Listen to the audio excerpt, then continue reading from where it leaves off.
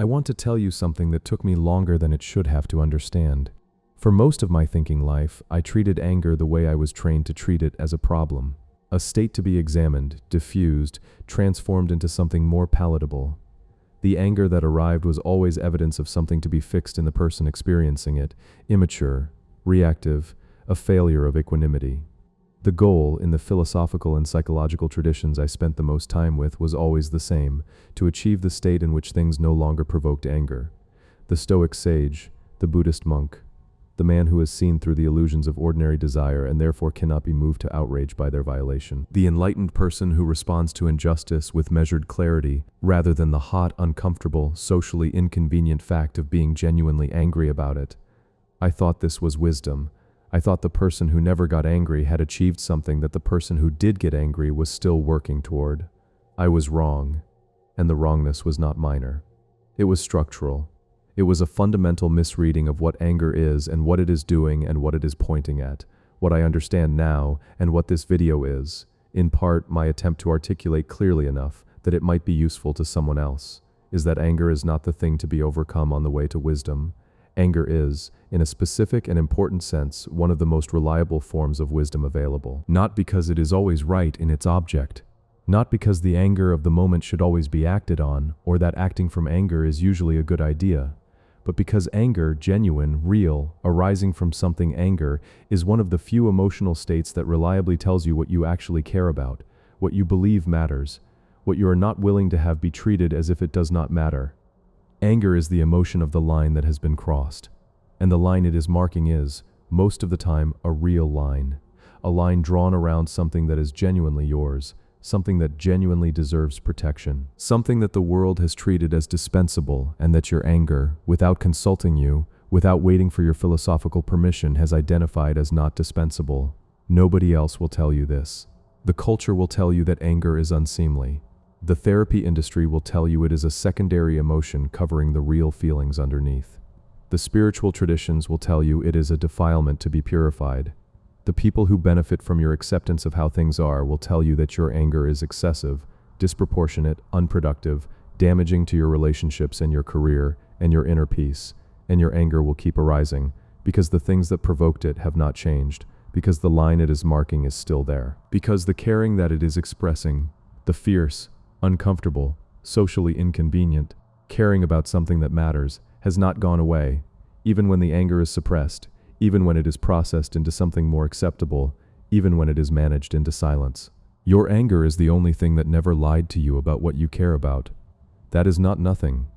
That is, in fact, everything. But before we go deeper into this, into the philosophy and the neuroscience and the history and the specific, precise function of anger in a human life, if these genuinely meant, sometimes difficult, always honest explorations help you feel less alone at the end of a day that may have asked you to manage something you were not sure you were allowed to feel, please like and subscribe to Aphelion, and leave me a comment that I genuinely want to read.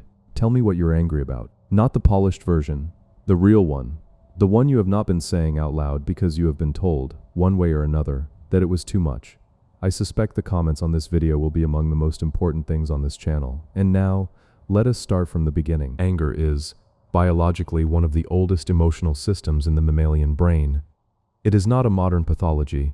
It is not a cultural construction. It is a fundamental response system that developed over hundreds of millions of years of evolutionary history selected for, because organisms that did not respond to genuine threats and genuine violations did not survive as well as organisms that did. The neuroscience of anger is specific. When a person perceives a violation of their body, their autonomy, their values, their relationships, their sense of what is fair, the amygdala activates rapidly, triggering the release of adrenaline and noradrenaline. The hypothalamus mobilizes the sympathetic nervous system.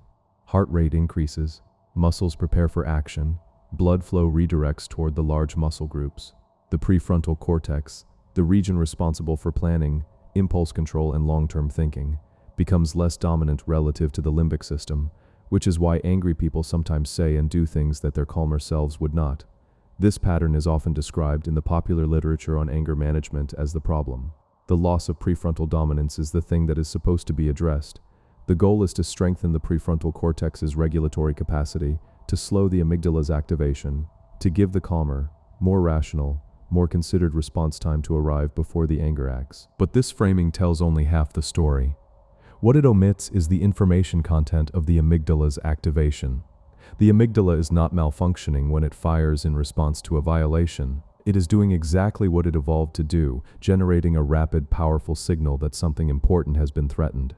The signal is real. The threat is usually real. The anger is the system working correctly. The question is not how to turn the system off. The question is how to read what the system is reporting. The neuroscientist Lisa Feldman Barrett, whose theory of constructed emotion represents one of the most significant recent developments in affective science, argues that emotions are not simply biological programs that fire in response to specific stimuli. They are predictions, the brain's best guess about what is happening in the body and the world, constructed from the available sensory data in the context of the person's history and current goals. This means that anger is not just a reaction, it is an interpretation. The brain is not simply reporting a violation, it is constructing an account of the situation that includes the violation, the history of similar violations, the assessment of their significance relative to the person's values and goals, and the prediction of what is required in response. The anger is, in this sense, genuinely cognitive. It contains information. It is saying something specific about what the brain believes is happening and why it matters. What it matters that this is happening in your body at this moment. What it is saying is, something that I care about has been treated as if it does not matter. And this, the caring that the anger is expressing, is not a problem. The caring is the foundation of everything else that is valuable in a human life. The caring is what makes relationships possible, what makes ethical commitment possible, what makes the difference between a person who is genuinely present to their life and a person who is going through the motions of it. Without the caring, there is no anger. And without the caring, there is also no love, no justice, no genuine engagement with anything that is actually at stake. The Stoic tradition, which has become enormously popular in contemporary culture as a framework for psychological resilience, had a sophisticated theory of anger that is worth examining closely, because it represents one of the most influential arguments for the position that anger should be overcome, and because the argument, examined carefully, is both more nuanced and more limited than it is usually presented as being. Marcus Aurelius, who appears throughout this channel as one of the most honest philosophical self-observers in the Western tradition, wrote about anger in his private journal with a combination of self-knowledge and aspiration that reveals both the genuine insight of the Stoic position and its cost. He was emperor of Rome. He was surrounded by people who were incompetent, dishonest, politically motivated, often genuinely harmful. He wrote repeatedly about the effort required not to be angry at them, about the practice of returning, again and again, to the perspective that saw their failings as products of ignorance rather than malice, that understood their behavior as the behavior of people who did not know better rather than people who were choosing to do wrong. This practice produced genuine goods. It allowed Marcus to act with more consistency, more fairness, more long-term intelligence than the emperor driven by anger and resentment would have acted. The Stoic cultivation of equanimity is not empty, it produces real benefits in the quality of judgment and the quality of action. But notice what it costs. Marcus was surrounded by genuine injustice. The Rome he governed was built on slavery. The wars he fought were conducted with brutality. The political system he maintained produced genuine harm to enormous numbers of people, and his response, the Stoic response, was to cultivate the perspective that allowed him to remain undisturbed by all of this. To see the failures of the system as the failures of ignorant individuals, rather than as the systematic features of an unjust structure, to direct his moral energy toward his own equanimity, rather than toward the transformation of the conditions producing the injustice. The Stoic sage, who is never angry, is in certain conditions the person who has made peace with things that do not deserve to be made peace with, whose acceptance of what is has become indistinguishable from complicity with what should not be. This is not a criticism of Marcus Aurelius, who was a genuinely good emperor by the standards available to him. It is an observation about the limits of the Stoic framework as a complete account of how to respond to injustice. The framework is excellent for the injustices that arise from misunderstanding and that can be addressed through greater clarity and more patient engagement.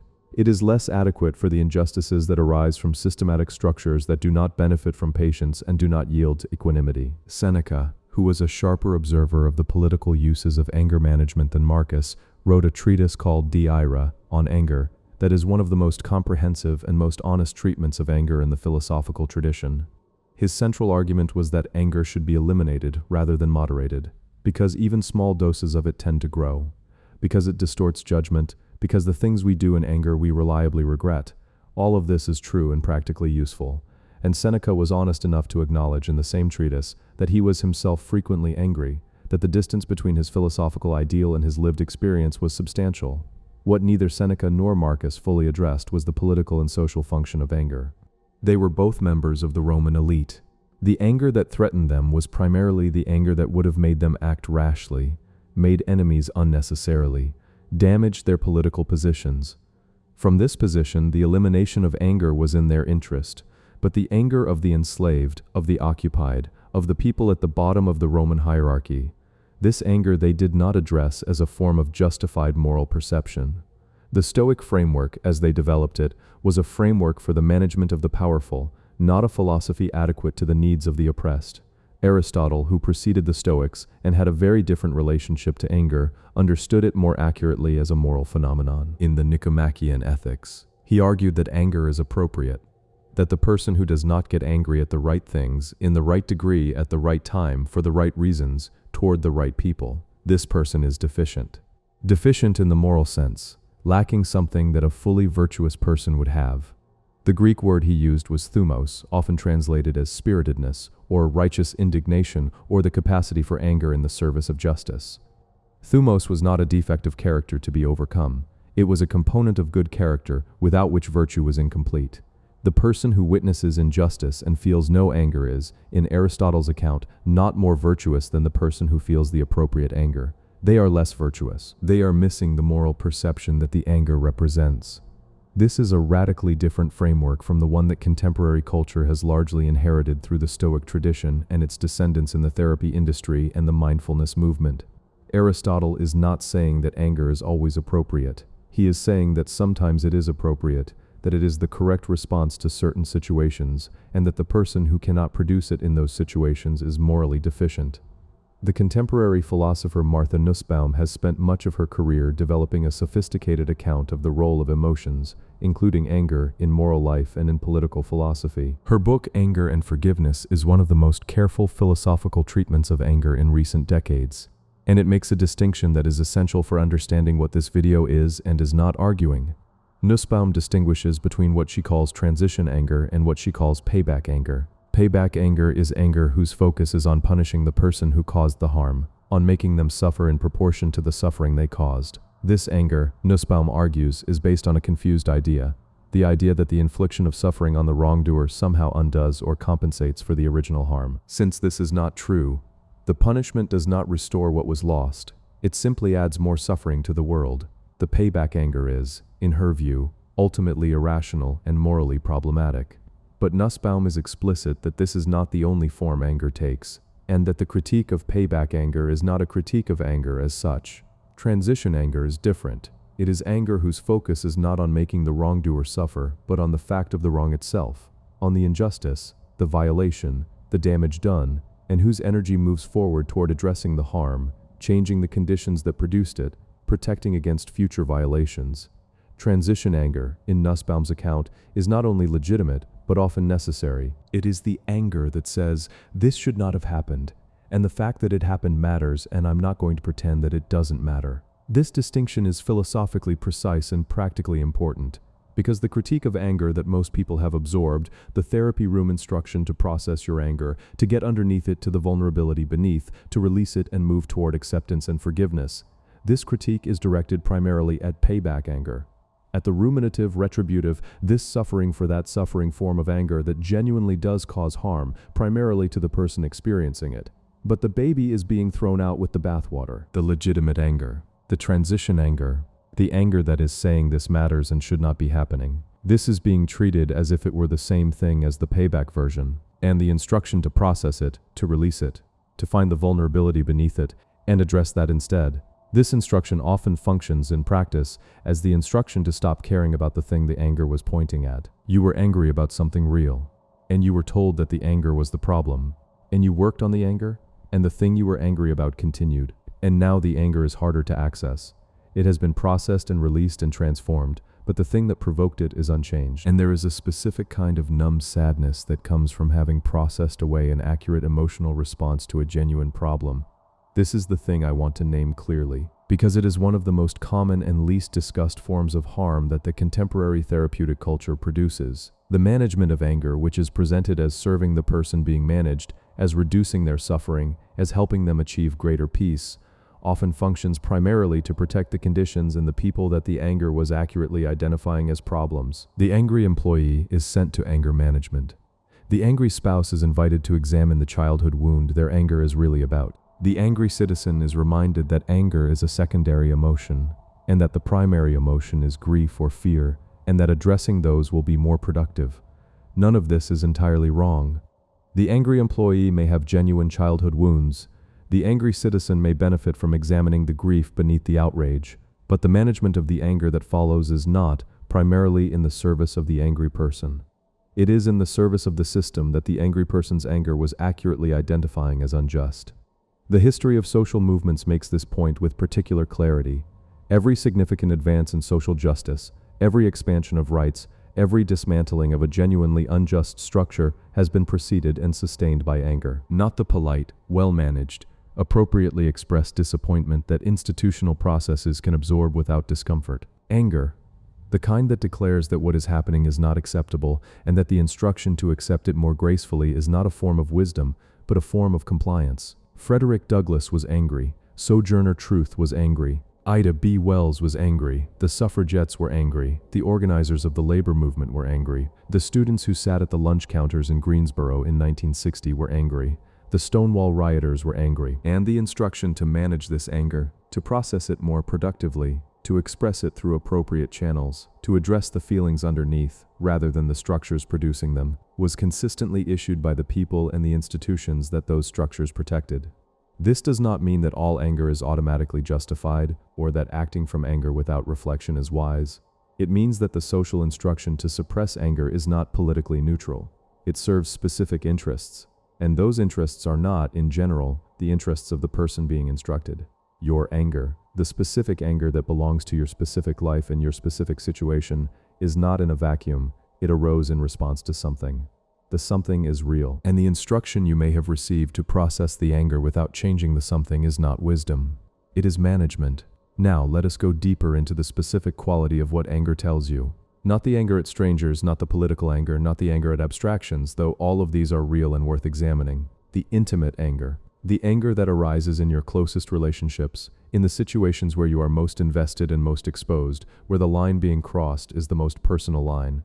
This anger is the hardest to listen to because it is surrounded by so many other things. By love, by history, by the fear of damaging the relationship, by the awareness that the person who provoked the anger is complicated and that their behavior has complicated causes, and that anger directed at them is anger directed at someone who is also, in other moments, the person you most care about. The anger at someone you love is not a sign that the love is insufficient. It is a sign that the love is real, that there are stakes, that what this person does matters to you in a way that what strangers do does not. The anger is the measure of the investment and the instruction to suppress it, to be more understanding, more patient, more accepting of the ways in which the person you love has treated you as if something about you does not matter. Is the instruction to love less specifically, to care less about the particular dimensions of yourself that the anger is protecting. The specific things your anger has been pointing at in your most intimate relationships are the specific things that you care about enough to feel violated when they are crossed.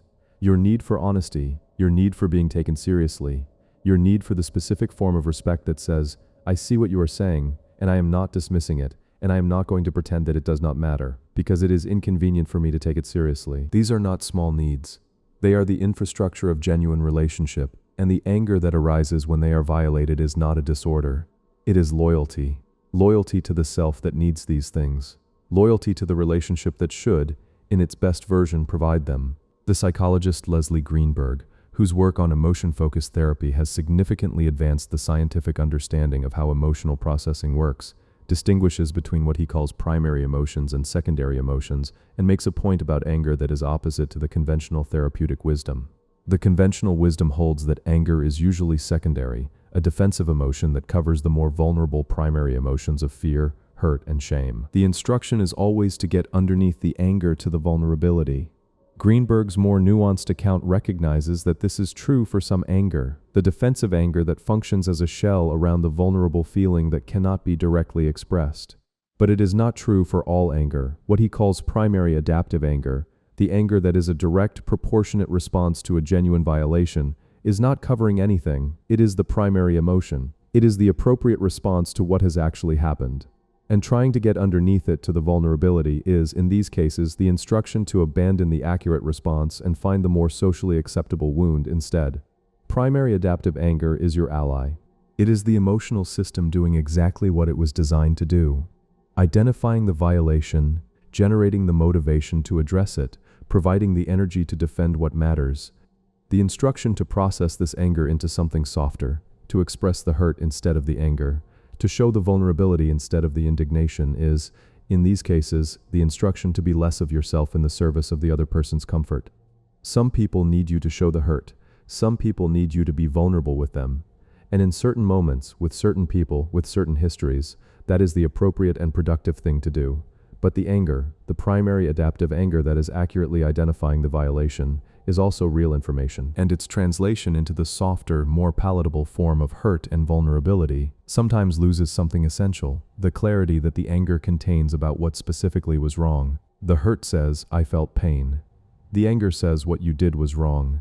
These are different statements. They convey different information. The hurt invites consolation, the anger invites change, and in the situations where change is actually needed, where the pattern of behavior that produced the violation will continue if it is not directly addressed, the translation of anger into hurt is the translation of the demand for change into the request for comfort, which is not the same thing, and which often results in receiving comfort while the pattern continues.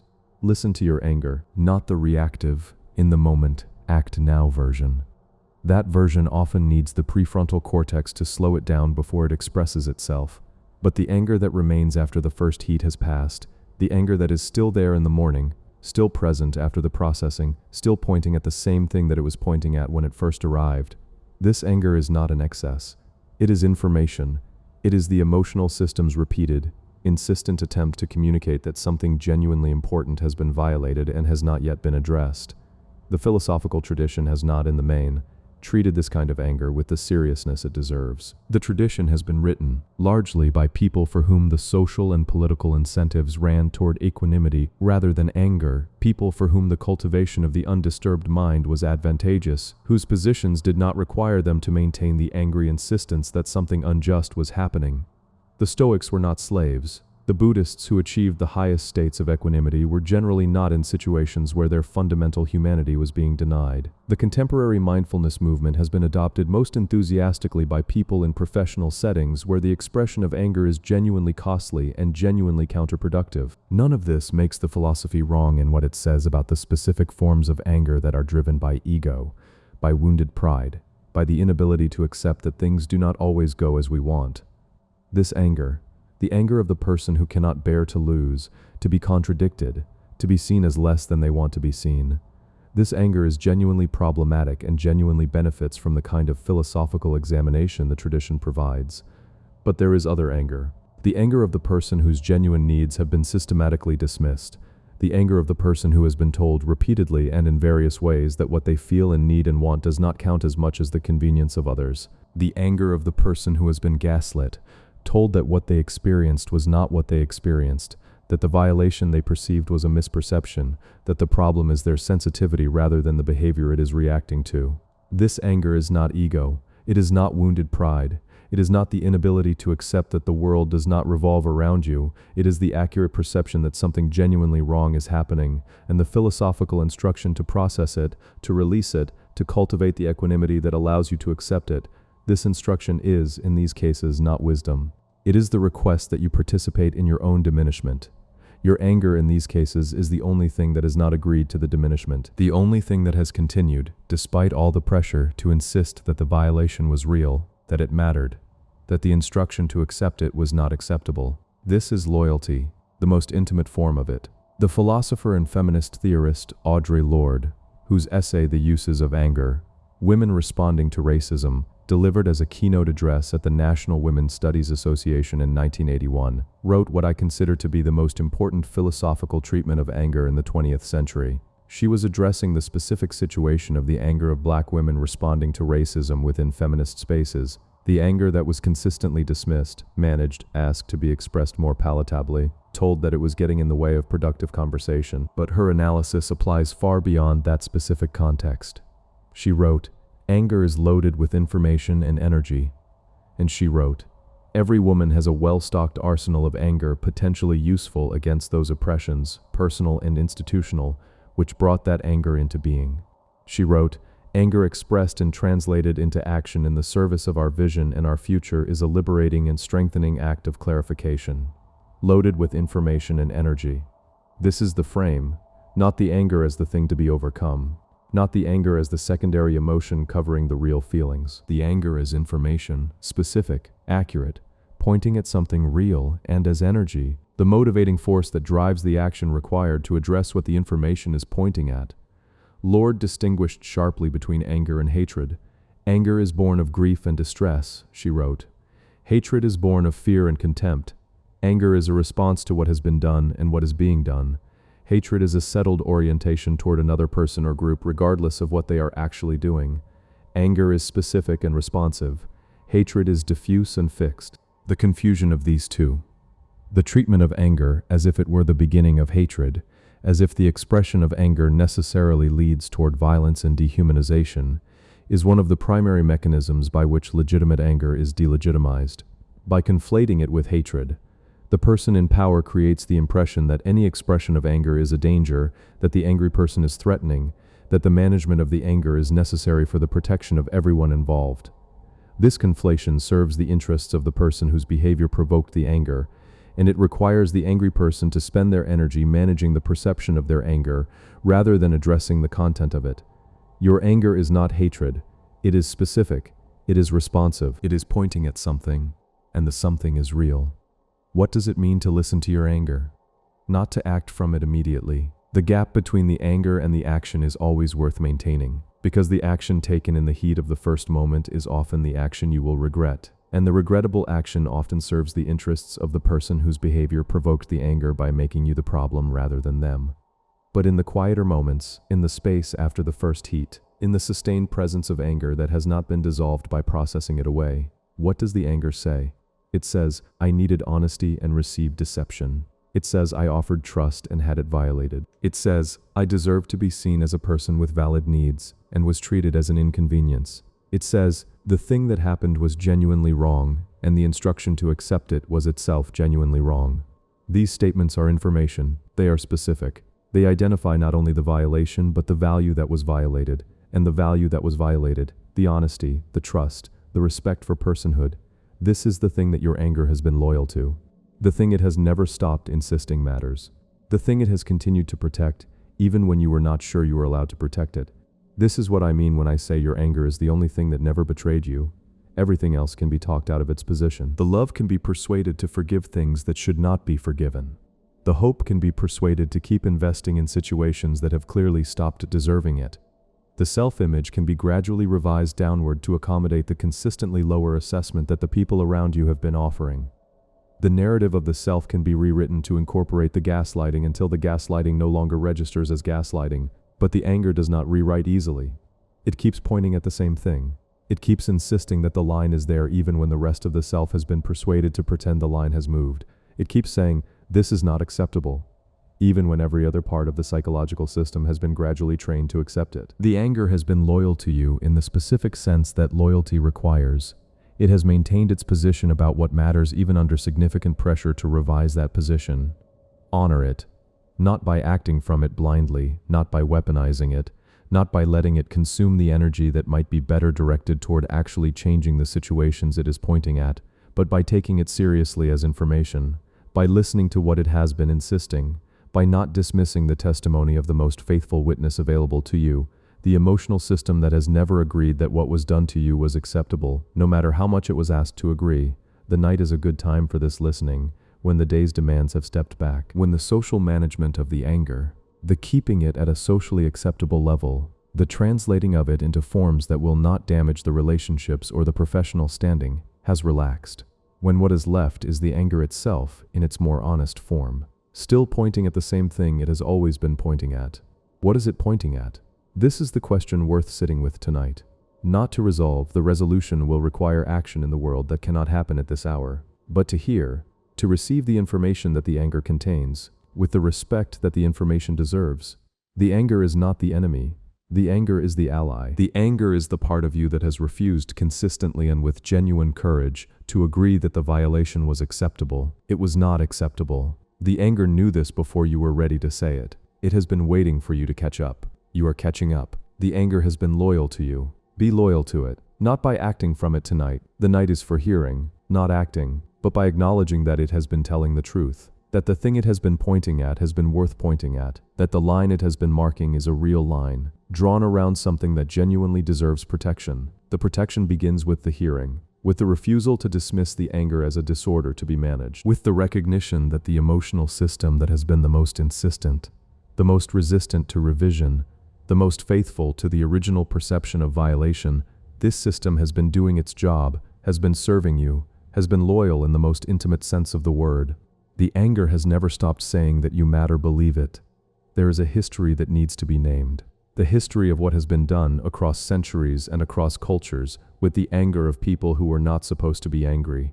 The diagnostic categories of psychiatry have not been politically neutral in their treatment of anger. The history of the diagnosis of hysteria, a category applied almost exclusively to women, rooted in the Greek word for uterus, and used to describe a constellation of symptoms that included, prominently, emotional excess and inappropriate anger, is a history of the pathologization of legitimate emotional response in people whose legitimate emotional responses were socially inconvenient.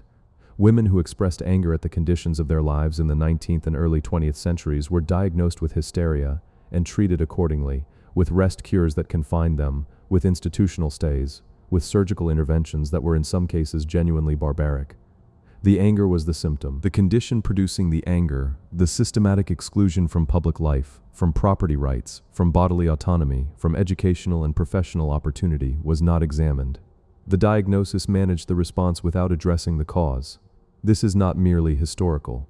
The DSM, the Diagnostic and Statistical Manual of Mental Disorders, the authoritative classification system for psychiatric conditions in the United States, has been revised multiple times, and each revision carries its own set of assumptions about which emotional states are disorders and which are appropriate responses to circumstances.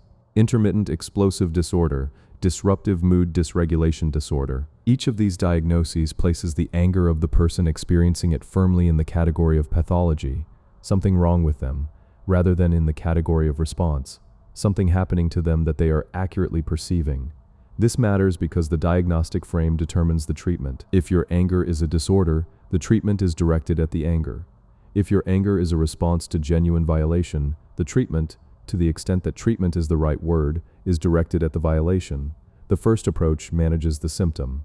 The second approach addresses the cause, and the first approach is far more common, far more institutionally supported, and far more profitable. The pharmaceutical industry has a substantial economic interest in the management of anger as a disorder. The development of mood stabilizers, antipsychotics, and anti-anxiety medications has produced treatments that reliably reduce the intensity of emotional responses, including anger, in the people who take them.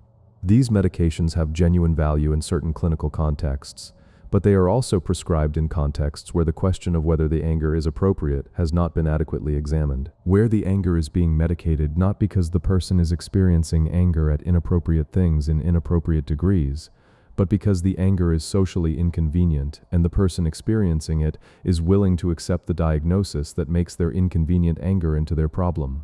None of this means that all anger is appropriate, or that the management of genuinely dysregulated anger is always in the service of oppression. There is anger that genuinely damages the person experiencing it and the people around them. Anger that has become disconnected from its original cause and has become a generalized reactivity that produces harm wherever it lands. This anger benefits from the clinical attention it receives. The existence of pathological anger does not invalidate the existence of legitimate anger.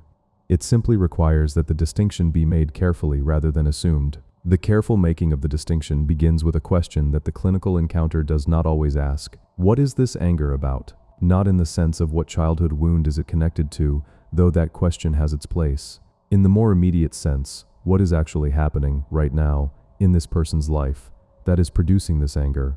And is the anger a proportionate response to what is actually happening? If the answer to the second question is yes, If the anger is a proportionate response to something genuinely worth being angry about, then the clinical attention needs to be directed at the something, not at the anger that is accurately perceiving it. The philosopher Miranda Fricker has developed in her book Epistemic Injustice a concept that is directly relevant here. She describes what she calls testimonial injustice, the harm done to a person when their testimony, their account of their own experience, is not given the credibility it deserves because of prejudices related to their identity. The woman whose account of her pain is dismissed as emotional, the black person whose account of discrimination is dismissed as oversensitivity, the mentally ill person whose account of what is happening to them is filtered through the assumption that their perception is disordered. Testimonial injustice is directly relevant to anger because anger is a form of testimony. When you are angry, you are reporting something, that a violation occurred, that it mattered, that the emotional system is accurately registering the significance of what happened. And when the anger is dismissed, pathologized, managed, invited to process itself into something more palatable, what is being dismissed is the testimony. The report that the violation was real and significant is being rejected, not because the facts are being examined and found wanting, but because the form of the report is inconvenient. Your anger has been giving testimony. The testimony is legitimate. The legitimate response to testimony is not to manage the testifier, but to attend to what the testimony is reporting. Let us now look at the relationship between anger and grief, because these are not separate emotional states that happen to be confused with each other. They are, in the case of the most significant anger, deeply and structurally related. The philosopher Judith Butler, whose work on mourning and melancholy is among the most philosophically rigorous and most personally honest in the contemporary literature, describes grief as the experience of discovering that you are not as autonomous as you thought, that the loss of another person reveals the degree to which the self was constituted in relation to that person, the degree to which who you are has been shaped by the ongoing presence of someone who is no longer there. The anger that surrounds loss, the anger at the person who died for dying, the anger at the situation that produced the loss, the anger at the universe for its indifference to what mattered. This anger is not a defense against grief.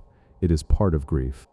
It is the part that insists that what was lost was genuinely worth having, that the loss was genuinely significant, that the world that no longer contains this thing or this person is worse for its absence. The anger at loss is loyalty to what was lost, and the anger that surrounds betrayal, the anger at the person who violated the trust, at the relationship that did not turn out to be what it appeared to be, at the investment of care and vulnerability that was not met with equivalent care. This anger also contains grief. The grief of the thing that was hoped for and did not arrive. The grief of the trust that was genuine and was not honored. The grief of the self that opened to someone and was not met with the care that opening deserved. The grief and the anger are not alternatives. They are companions. And the instruction to process the anger in order to access the grief, to get underneath the anger to the real feeling, misses the structural relationship between them. The anger is not covering the grief. The anger is insisting on the significance of what is being grieved. The anger is the part that says, what was lost deserved better than this. The grief is the part that experiences the loss. The anger is the part that refuses to accept that the loss was acceptable. Both are needed. Both are real. And the relationship between them, the way the anger intensifies as the grief deepens, and the way the grief surfaces more fully as the anger is honored rather than suppressed. This relationship is part of what it means to be genuinely in the experience of loss rather than managing it from a distance. Let the anger and the grief coexist.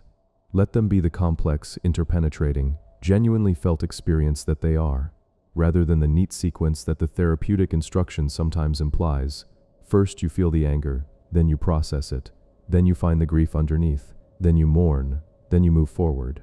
The movement forward happens in the carrying, not in the resolution. The anger and the grief travel with you, not unchanged, not at the same intensity, gradually modified by the ongoing experience of life, but not resolved into absence, not processed into a state where they are no longer present, integrated, carried, part of the ongoing, unreduced, genuine interior of someone who has been through something and who has not agreed to pretend otherwise.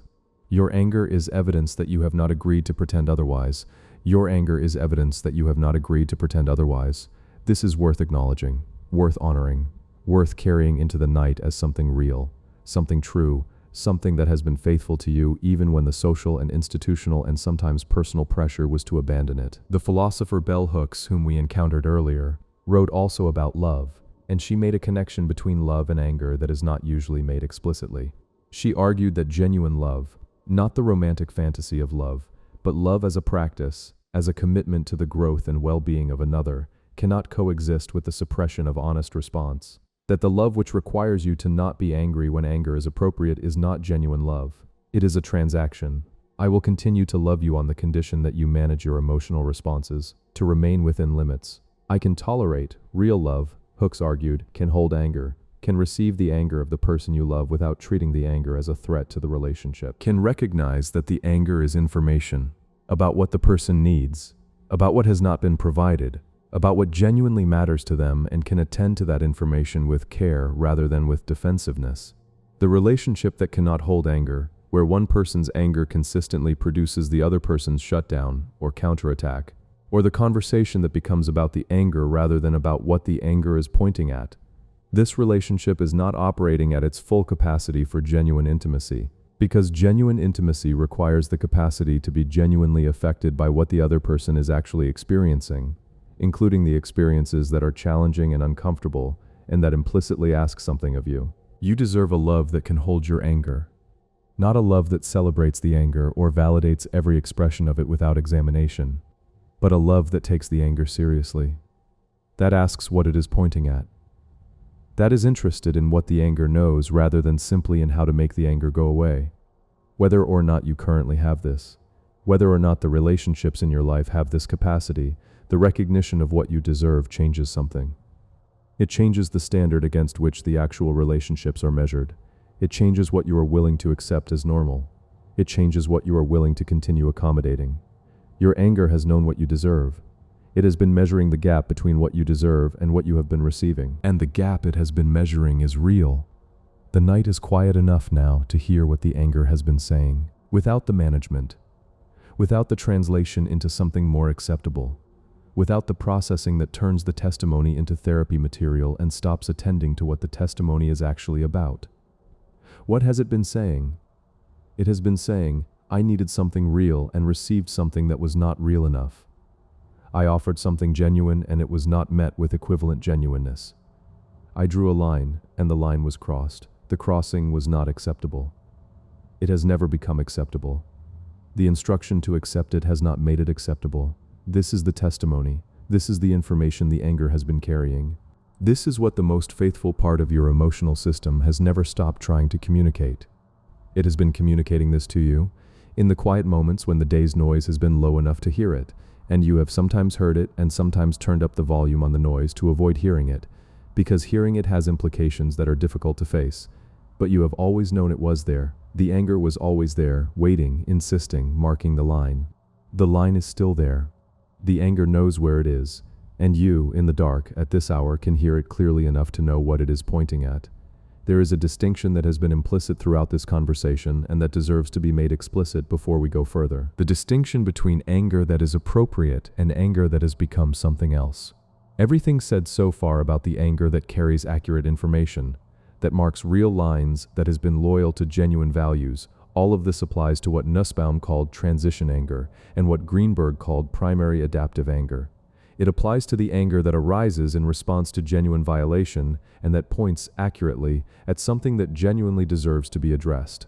It does not apply to all anger. It does not apply to the anger that has become detached from its original object and generalized into a standing orientation toward the world. It does not apply to the anger that is displacing something, that is expressing at a safe target the rage that belongs at an unsafe one.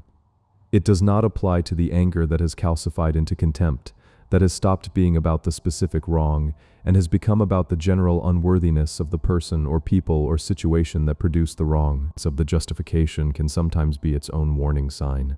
The anger that is most certain of its own righteousness is not always the anger that is most reliably pointed at something real. The philosopher Aristotle's criterion, the right anger, at the right thing, in the right degree, at the right time, toward the right person, is a demanding standard. Not because it requires the elimination of anger, but because it requires genuine discernment. The anger that meets this standard is not the anger that happens to feel justified in the moment. It is the anger that, examined carefully and honestly, continues to point at something real. The examination is worth doing, not in the service of dismissing the anger, not as the preliminary step toward processing it into something more manageable, but in the service of taking it seriously enough to ask whether it is accurate, whether what it is pointing at is the thing that actually needs to be addressed, whether the target of the anger is the source of the violation, whether the degree of the anger is proportionate to the scale of the wrong. This examination is what distinguishes primary adaptive anger from the forms of anger that genuinely do harm. The anger that has been examined and found to be pointing at something real is the anger worth honoring. The anger that on examination turns out to be displacing, or generalizing, or misdirected. This anger also deserves attention, but the attention is better directed at understanding why it arrived in this form than at validating the target it has settled on. The honest relationship with anger requires both the willingness to take the anger seriously as information and the willingness to examine the information it is carrying. Neither alone is adequate. The person who suppresses the anger without examination has lost the information. The person who validates the anger without examination has accepted the information uncritically. The examined anger, the anger that has been looked at honestly and that still points at something real, this is the anger worth carrying, worth listening to, worth letting inform the decisions that morning and the days following will require. You probably know with reasonable honesty which category your current anger belongs to. The anger that you know on reflection is about what it appears to be about, that is pointing at the thing it says it is pointing at, in a degree that matches the scale of the wrong. This is the anger this video is addressing. This is the anger worth honoring tonight. And if some of what you are carrying is anger that, on honest examination, you are less sure about, anger whose target you are less certain is the right target, or whose intensity seems to exceed what the specific situation warrants, then the honest acknowledgement of this is also a form of faithfulness to yourself. A different kind of faithfulness, not to the anger itself, but to the truth that the anger is trying to point at, even if it is currently pointing at the wrong address. Both forms of honesty matter. Both are available to you, and the night is a reasonable time for both. What is worth carrying forward from this entire conversation, from the neuroscience and the Aristotle and the Stoics and Nussbaum and Lord and the history of pathologized anger, is this: the default move in contemporary culture is to treat anger as the problem, to ask, how do we reduce this person's anger? And this default is not neutral. It serves the interests of the conditions that produce the anger more reliably than it serves the interests of the person experiencing it. The alternative is to ask, what is this anger about?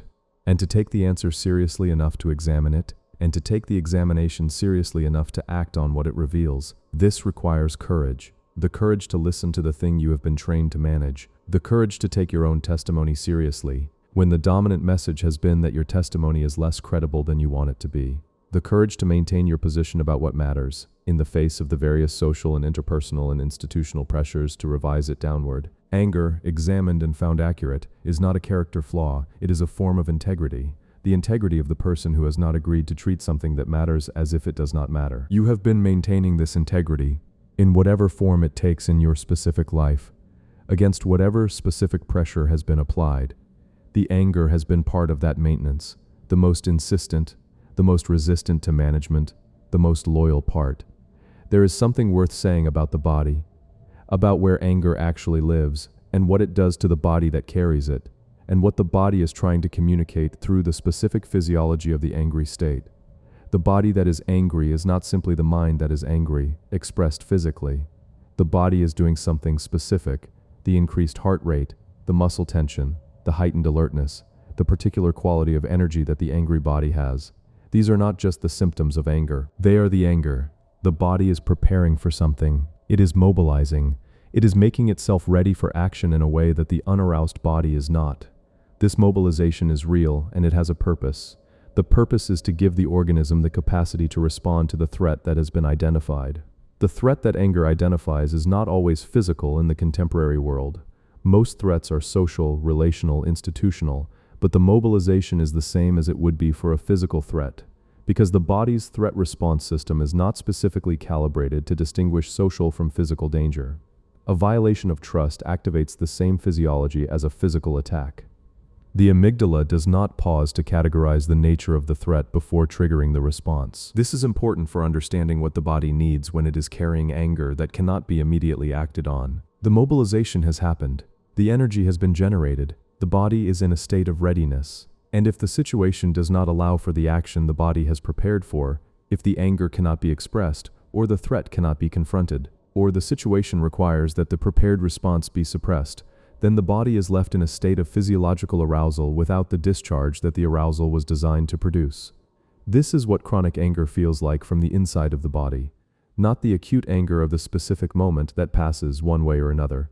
The chronic anger that has not had the opportunity for genuine expression or genuine resolution. The body that has been mobilized repeatedly in response to something that has not changed, and that has not been able to complete the response the mobilization was preparing for.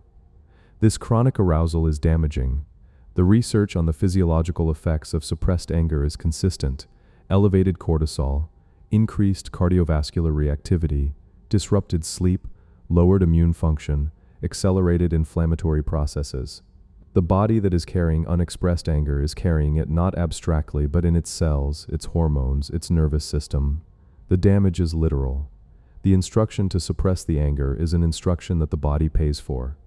This is one of the reasons the instruction is genuinely harmful, and not merely philosophically problematic. When you're told to manage your anger, to process it into something more acceptable, to release it through breathing exercises and cognitive reframing, you may succeed in reducing the behavioral expression of the anger. You may become more capable of not showing it, of not acting on it, of not letting it affect your performance or your relationships in the obvious ways. But if the situation that produced the anger has not changed, the body will continue to mobilize in response to it. The mobilization will continue to generate the physiology of the aroused state, and the suppression will add the additional physiological cost of the suppression itself, the effort of not expressing what the body is preparing to express. The honest response to this is not to recommend that everyone express their anger immediately and completely every time it arises. That would cause its own specific harms. The honest response is to recognize that the question of what to do with the anger, how to express it, when, to whom, in what form, is a genuinely important question that deserves the genuine attention of the person experiencing it. Not the default management, not the reflexive suppression. The careful, honest consideration of what does this anger need in order to serve the function it was designed to serve, without producing the collateral damage that unexamined expression can produce. Sometimes the answer is direct expression, to the person whose behavior provoked the anger, in a form that is specific about the violation and clear about what would constitute an adequate response. This requires courage, particularly when the person is in a position of power or when the relationship is one you value. But it is sometimes the most honest and most effective form. The anger, expressed clearly and specifically to the right target, creates the possibility of genuine response, of the situation changing, of the violation being acknowledged and addressed. Sometimes the answer is expression in a different form, writing that is not sent, conversation with a trusted person who is not the target of the anger, physical activity that gives the body the discharge of the mobilization without requiring the social confrontation that the moment does not allow. These are not substitutes for addressing the underlying situation, but they are genuine relief for the body that has been mobilized and that needs to release the energy somewhere. Sometimes the answer is to sit with the anger long enough to understand it more precisely, to learn, from the specific quality of the anger and the specific thing it is pointing at, what the violation was and what would constitute an adequate response before acting in any form. The understanding may change the form that the expression should take. And sometimes the answer is to recognize that the anger is pointing at something that cannot be addressed in any of these ways, that the violation is too old, or the target is no longer available, or the situation is genuinely unchangeable, and to let the grief that lives underneath the anger have some of the space it has been denied. The grief of the thing that happened and cannot be undone. The grief of the trust that was broken and will not be repaired. The grief of the person who should have done better and did not, and who may never understand why it mattered. This grief and this anger are not alternatives. They are companions. And the making of space for both, without demanding that either one be resolved before the other is allowed, is part of what it means to be an honest relationship with the full range of what the experience has produced. The body needs this honesty, not the managed version, the genuine version. The body that has been carrying the anger in the specific physiological form that the anger takes, in the muscles and the hormones and the nervous system, needs the anger to be acknowledged as real before it can begin the process of genuine resolution. Genuine resolution is not the elimination of the anger. It is the movement of the anger toward its natural completion. the moment when the thing it was pointing at has been adequately addressed, or when the grief that underlies it has been sufficiently honored, or when the time and the accumulated experience of carrying it has naturally softened it without forcing it into a form that denies its original accuracy. This happens slowly. It cannot be rushed by processing. It happens in the body's own time, when the conditions are genuinely right, when the situation has actually changed, or when the honest engagement with the grief has been real enough to provide genuine relief, or when enough time has passed that the body has moved through the mobilization cycle and returned to a state that does not require the continuous reactivation. The night you are in right now is one of the nights in that slow process. Whatever the anger is pointing at has not been resolved tonight. The resolution is not available tonight. What is available is the acknowledgement of the anger, of its accuracy, of the body's faithful carrying of it, of the fact that the carrying has cost something and that the cost is real. The body that has been carrying this deserves acknowledgement, not just for tonight, not just for today, but for the accumulated time of the carrying, for all the days and nights that it has held the mobilization of the angry state, while the situation has remained what it is. The writer James Baldwin wrote in Notes of a Native Son, a passage that has stayed in my mind as one of the most honest accounts of anger ever written. He was describing his relationship to the anger he carried as a black man in mid-century America, the anger at what he had witnessed and experienced and been required to survive. He wrote that he had discovered, or believed he had discovered, that his father's bitterness was as likely to kill him as his father's poverty. And then, with the honesty that makes Baldwin uniquely useful, he described what happened when he allowed himself to feel the full weight of his own anger in a restaurant in New Jersey, where he had been refused service. I do not know what would have happened if I had not stumbled again, and this time suddenly, into Boyd's. The next day I found myself in Trenton, standing in a bar and hearing Baldwin say that he could not eat here. And so I sat at the counter and waited and wondered what I would do. I did not do anything, but when I stood up, my hands were trembling and I was shaking. What Baldwin understood through lived experience, not through philosophical argument, was that anger, carried long enough under conditions that did not permit its expression, had specific physiological and psychological costs, and also that the anger was accurate. The anger was a response to something genuinely worth being angry about. And the two facts, the cost of carrying it and the accuracy of what it was pointing at, were not in contradiction.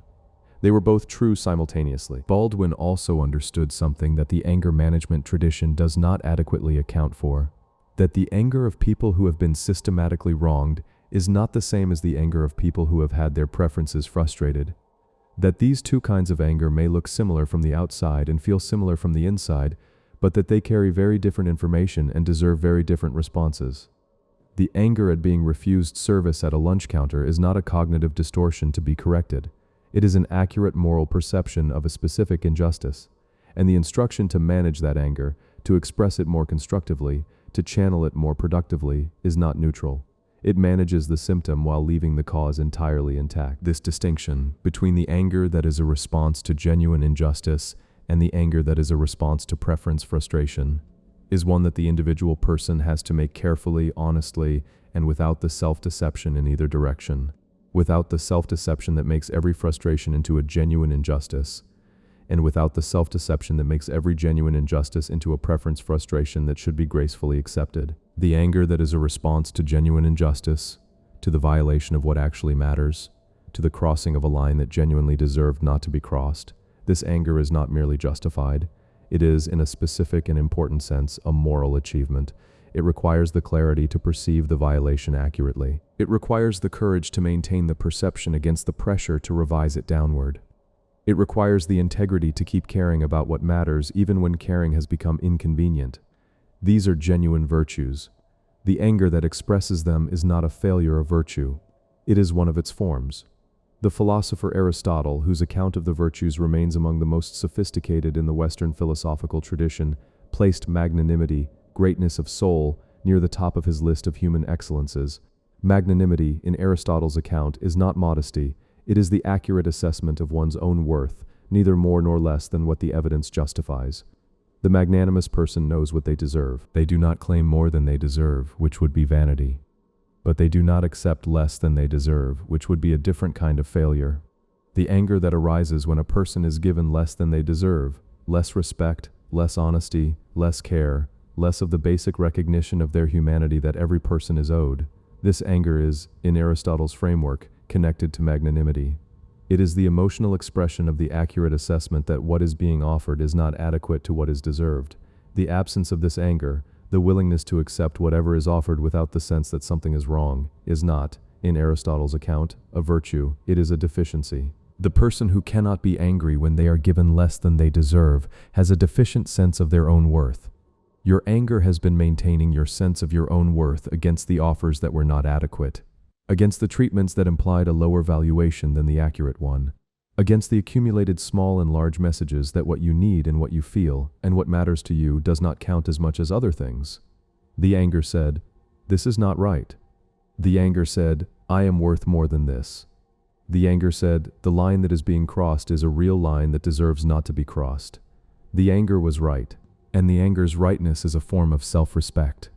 The active, insisting, refusing to agree form of self-respect that the passive acceptance of less than adequate would have abandoned. You have been maintaining this self-respect, in whatever specific form the circumstances of your life have required.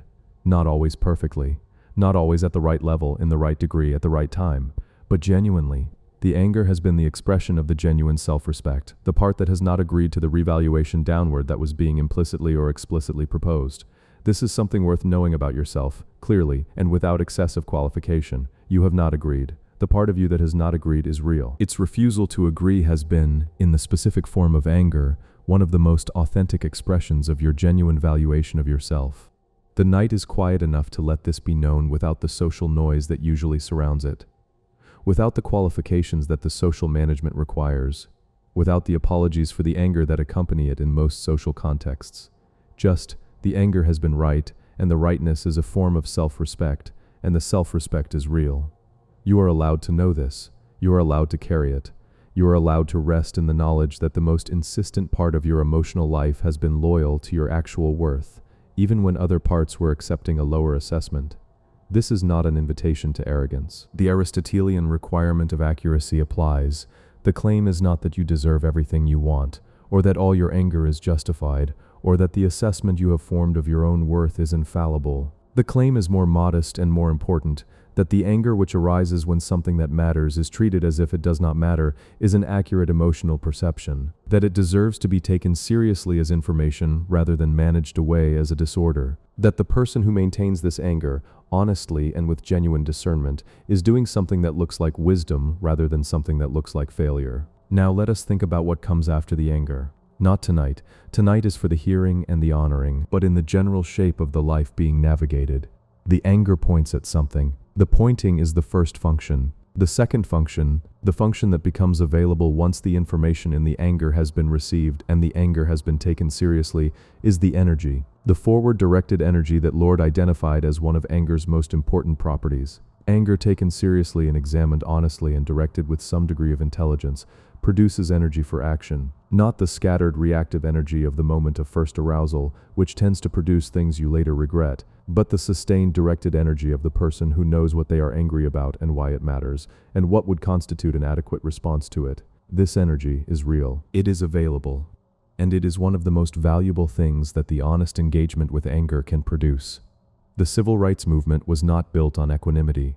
The labor movement was not built on acceptance. The suffrage movement was not built on the cultivation of the undisturbed mind. These movements were built on the sustained, organized, directed energy of people whose anger, at what was being done to them and to others, had been examined and found accurate and transformed into the specific, sustained, intelligent action required to change the conditions that the anger was responding to. This does not require a social movement. The anger in your specific life, at the specific violations in your specific relationships and your specific situations, can also produce this kind of energy. The energy of the person who has decided that the situation that has been generating the anger is not going to continue to generate it indefinitely. Who has decided that the accurate information the anger has been carrying is worth acting on? Who has decided that the work of changing the situation, however difficult, however costly, however uncertain the outcome, is work worth doing? This decision is not available tonight. The energy that the anger generates is available, but the direction it takes requires the clarity of daylight and the specific practical thinking that sleep deprivation makes less reliable. What is available tonight is the preparation for the decision, the honest acknowledgement of what the anger has been pointing at, the refusal to dismiss the testimony before the examination, the willingness to let the anger inform the thinking that will follow. The morning will bring the thinking will bring the specific, practical, difficult work of doing something with what the anger knows, and the anger will be there, available, insistent, pointing to keep that work honest, to remind you when the social pressure to accept less begins to accumulate again, what the accurate assessment is, what the line is, why the line matters. The anger is your compass, not infallible, not always perfectly calibrated, but faithful, more faithful than the social pressure which shifts with circumstances, more faithful than the self-image that can be gradually revised downward, more faithful than the narrative of the relationship that can be rewritten to accommodate what has happened.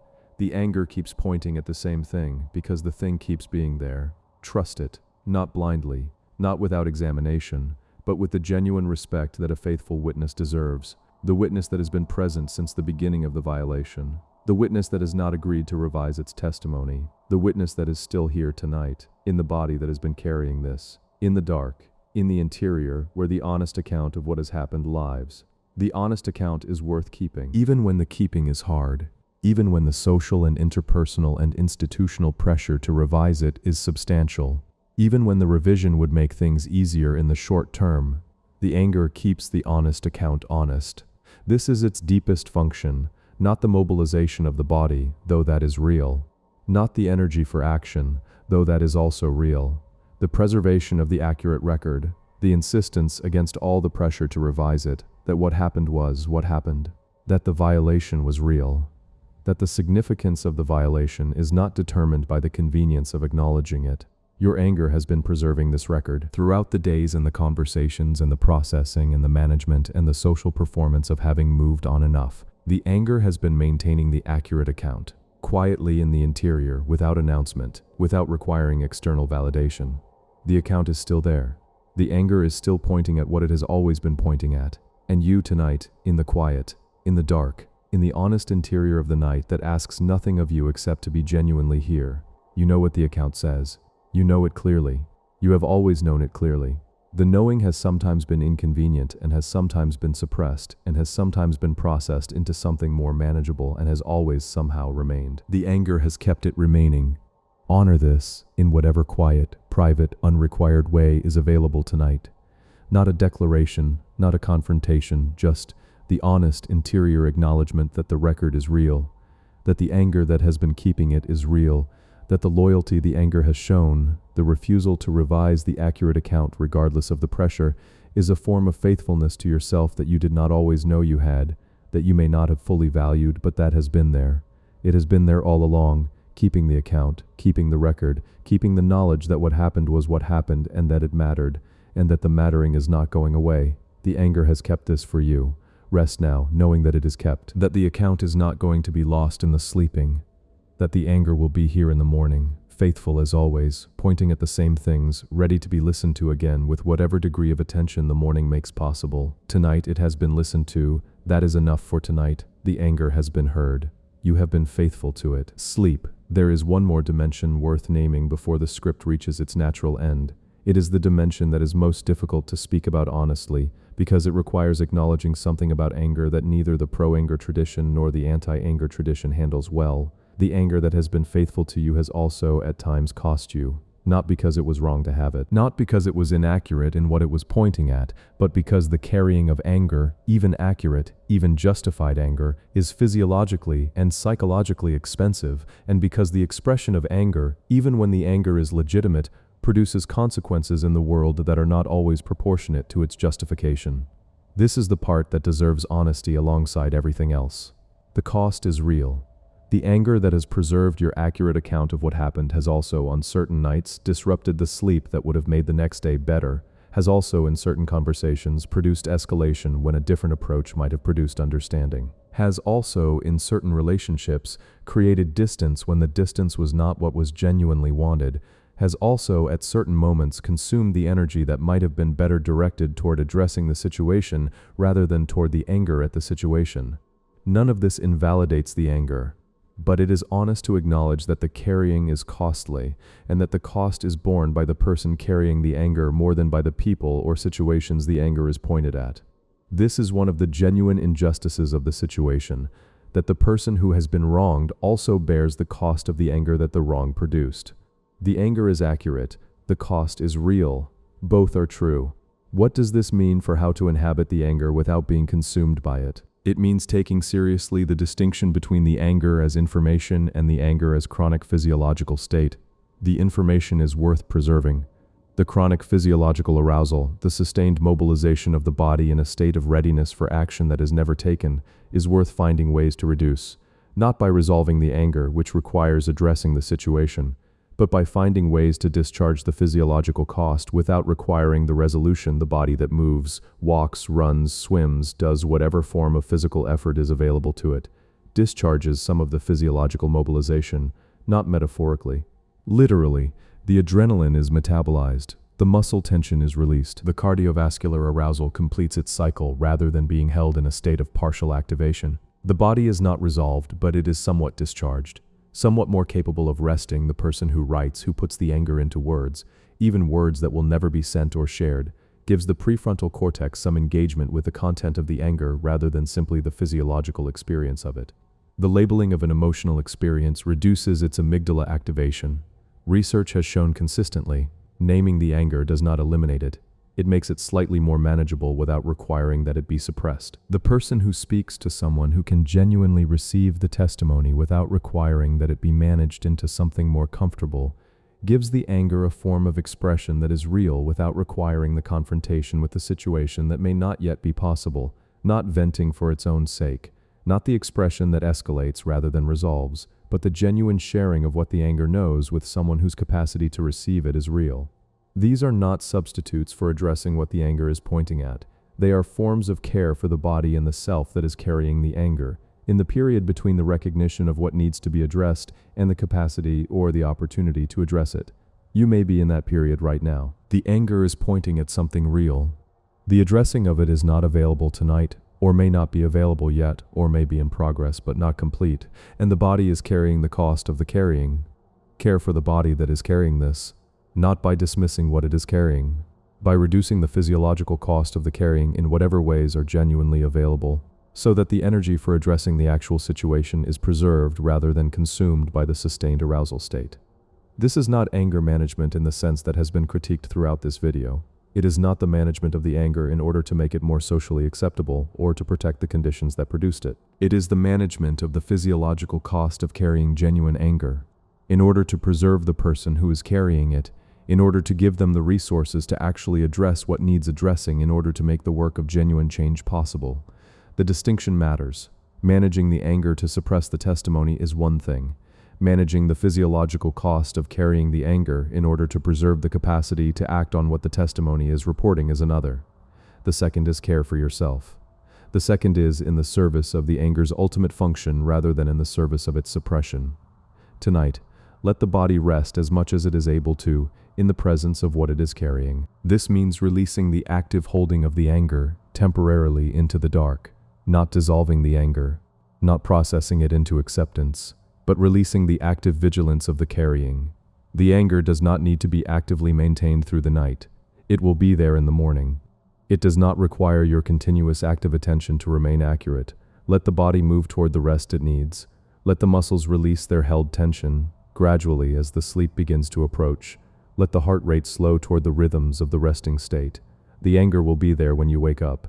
The accurate account will be there. The work will be there tonight. The body needs rest. And the body is allowed to rest even in the presence of the unresolved, even in the presence of the genuine anger, even in the presence of the things that genuinely deserve the anger they have received. The anger does not require your sleeplessness to be real. It is real regardless. Sleep.